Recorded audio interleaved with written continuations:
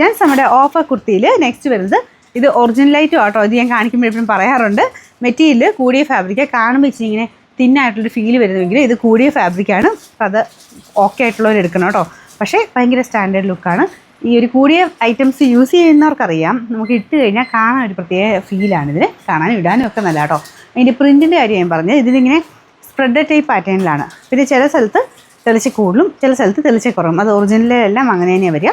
പിന്നെ ഫ്രണ്ടിൽ ചെറിയൊരു ഗ്ലാസ് വർക്കിൻ്റെ ഒരു ഡിസൈനിങ് കൊടുത്തിട്ടുണ്ട്. കറക്റ്റ് ഫിറ്റിങ്സ് ഉള്ള ഒരു ഐറ്റം ആട്ടോ.